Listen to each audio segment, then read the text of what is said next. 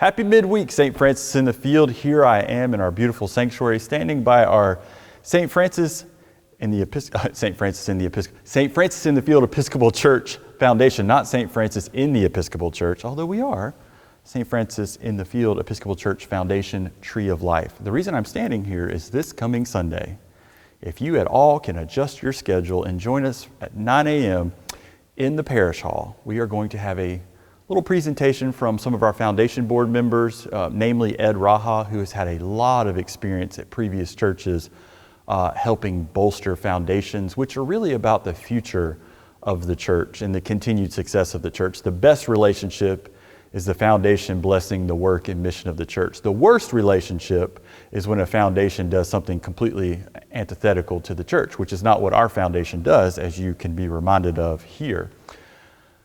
Their job is to support our ministry. What we want to invite you to consider is coming to the seminar and hear about all the ways you can remember St. Francis, whether it be through beneficiaries on your insurance policy. Have you thought about St. Francis in your will? Have you thought about endowing your pledge? These are things that, in my previous experience at churches, have been very powerful. Because a lot of people forget that they can remember the church. You can remember the church. You can leave a gift to St. Francis in the Field Episcopal Church, or you can leave it to the foundation.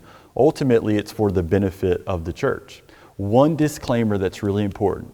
At the seminar on Sunday, there will be forms from a program put together by a lawyer about trust and wills.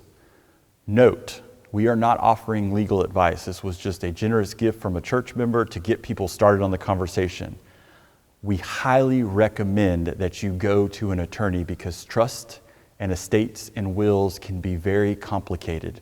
And usually basic forms do not hold up when a will is probated. So there's my disclaimer. Come learn, most importantly, about the ways to remember St. Francis. You will receive some initial information that you can take or leave, but I strongly encourage you to understand that we are not providing legal advice. Nobody presenting is going to say you should do this, this, or this. What they are going to offer are different stories and impactful stories that have shown how people have left gifts for churches that have made huge differences in the growth of the church. And of course, St. Francis is growing and the foundation has been a beneficial part of it. One last little factoid is our foundation gave a portion of the bridge money to support Mother Sarah coming on board last year so that we could bring her on and have her when we needed her in the time of great growth. So that's one real way that our foundation has supported us. So that's what I wanted to share with you this week.